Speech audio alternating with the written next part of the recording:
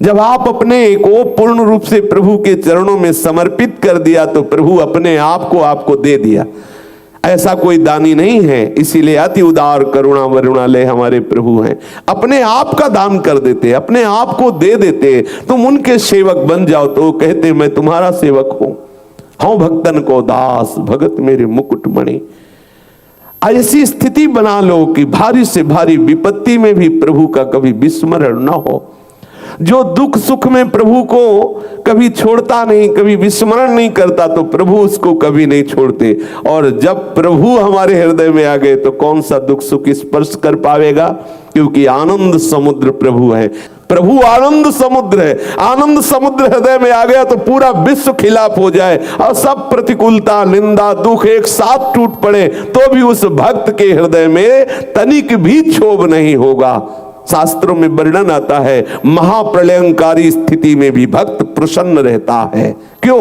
क्योंकि हृदय में आनंद समुद्र। जैसे क्षीर समुद्र में कितनी भी खटाई डाल दो फटने वाला नहीं, ऐसे ही आनंद समुद्र कितना भी दुख आ जाए वहां कुछ बिगड़ने वाला नहीं। पर स्मरण के द्वारा आनंद समुद्र प्रभु को हृदय में विराजमान करो, जागृत करो। वो पर्दा लगाए हुए सुप्त अवस्था में है। थोड़ा नाम कीर्तन भगवत भक्ति करके पर्दा हटाओ और देखो जहां प्रभु प्रकाशित हुए आनंद ही आनंद। बिना उनके प्रकाशित हुए आप दुख सुख के इस थपेड़े से नहीं बच सकते। ये दुख सुख हमारे मन को ऐसे बांधे हुए हैं, जरा सी प्रतिकूलता में हम खिन्न हो जाते हैं, भगवत स्मरण छूट जाता है। क्या हमारी भक्ति अभी रंग लाई है? हरिराम व्यास जी कह रहे हैं दुख सुख जब लगी भक्ति न तब लगी, यह भागवत बतावे। शास्त्र ऐसा कहते हैं जब तक दुख सुख का प्रभाव तुम्हारे मन में पड़ रहा है विशुद्ध भक्ति नहीं है। विशुद्ध भक्ति का प्रभाव है कि कोई भी सुख दुख का वेग आपके हृदय को छू नहीं पाएगा। अध्यात्म नित्या विनिवृत्त कामा द्वंद्व विमुक्ता सुख दुख संगई। सुख दुख का कोई प्रभाव उसके हृदय में नहीं पड़ेगा। देखो अपने लोगों की स्थिति क्या ऐसी भक्ति में है कि हमें सम्मान प्रिय न लगे, अपमान अप्रिय न लगे, कोई भी अनुकूल परिस्थिति में हर्ष ना हो, प्रतिकूल परिस्थिति में शोक ना हो, ना कुछ सुखद रह गया है ना कुछ दुखद रह गया है, सदैव आनंद ही आनंद। सदा भक्तों के हृदय में आनंद रहता है। क्या अपने हृदय में ऐसी स्थिति है? नहीं है तो बेचैन हो जाइए। ऐसी स्थिति प्राप्त करने के लिए और उसका उपाय है संतों का संग करके निरंतर भगवत स्मृति जागृत करना।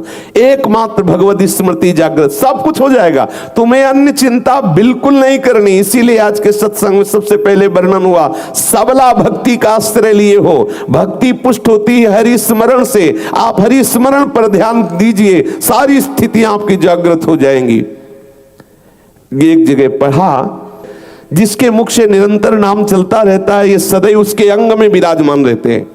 जितने भगवत पार्षद है उस नाम जापक के अंग में विराजमान रहते हैं। जितनी दिव्य शक्तियां हैं सब उसकी सुरक्षा में रहती हैं, जो हरि का सदैव नाम स्मरण करता रहता है। भक्ति की परिपक्वता दिखाने के लिए, जगत में अपने भक्त की महिमा प्रकाशित करने के लिए प्रभु कोई लीला करे वो बात अलग है। नहीं, जिसके मुख में नाम चलता है, बड़ा आनंद मिला इस बात पढ़ करके कि जितने भी भगवत पार्षद है वो सब उसके अंग में विराजमान। इसीलिए भक्तों को दिव्य चिदानंद शरीर वाला कहा जाता है। दिव्य शब्द भगवत पार्षद उसके शरीर में प्रकाशित हो जाते हैं। दिव्य शक्तियां उसकी रक्षा में रहती है, जो सदैव भगवत स्मरण परायण रहता है। सब वैभव ज्ञान का, वैराग्य का उसके हृदय में जागृत हो जाता। आप केवल एक बात पकड़िए, हमें सबला भक्ति का प्रकाश अपने हृदय में करना है। महाबलशाली भक्ति जिसके अधीन प्रभु है। प्रभु को भक्ताधीन कहा गया है। जो बोध संपन्न आत्म भाव को प्राप्त हुए ज्ञानी जन है उनको प्रभु ने अपनी आत्मा कहा है। इतना प्रिय है आत्मस्वरूप, लेकिन अधीन नहीं कहा। और भक्तों को प्रभु ने क्या कहा? अहम भक्त पराधीन हूं, मैं भक्तों के अधीन हूं।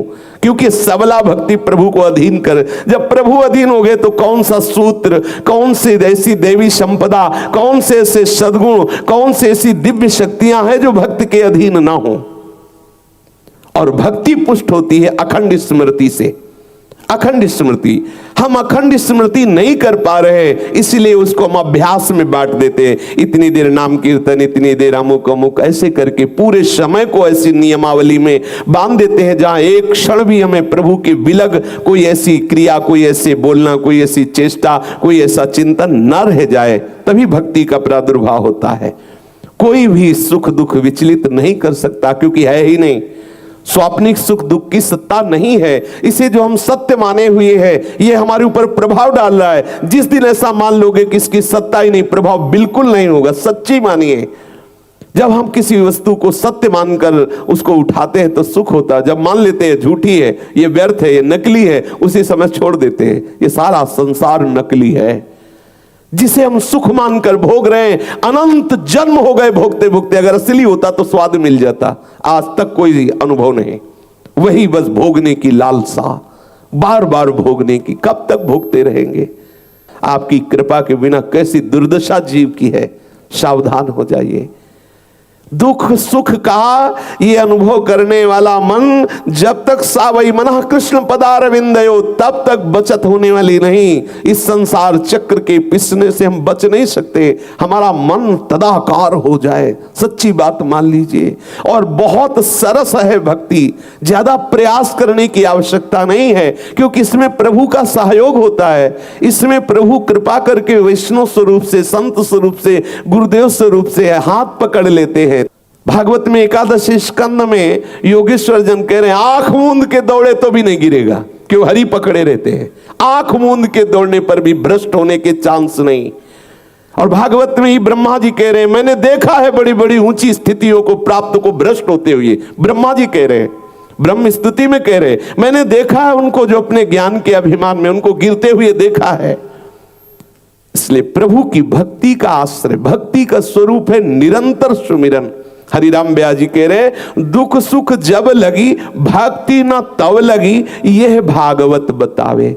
जब तक दुख सुख के तुम भोक्ता बने हुए हो, तब तक तुम्हारे हृदय में विशुद्ध भक्ति जागृत नहीं हुई। विशुद्ध भक्ति जागृत हो जाएगी तो दुख सुख का कोई भी प्रभाव आपके हृदय में नहीं पड़ेगा।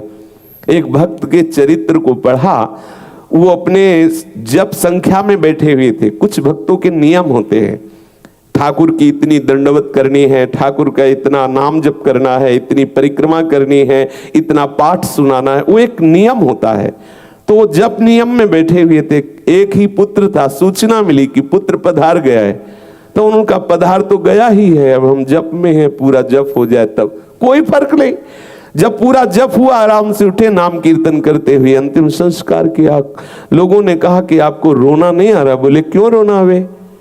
रोना तब आता है जब अपनी कोई वस्तु जाए। अरे वो प्रभु का था, प्रभु जितने समय के लिए सेवा के लिए भेजे थे उतने समय के लिए आया, फिर गया प्रभु के पास।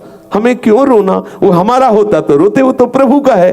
ये भक्ति होने के कारण दुख सुख का कोई प्रभाव नहीं पड़ता। सच्ची मान लीजिए, भारी से भारी दुख भी उसके लिए आनंद का विषय होता है, क्योंकि दुख सुख का भोक्ता मन प्रभु के चरणों में लगा होता है। यदि हमें दुख सुख व्याप रहा है तो अभी विशुद्ध भक्ति नहीं आई।